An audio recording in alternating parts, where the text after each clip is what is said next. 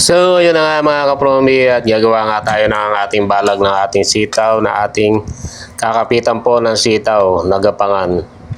Atin nga po at tayo ay nag-uumpisa ng maghukay ng lupa. Natutulusan po natin ang ating kawayan o bamboo.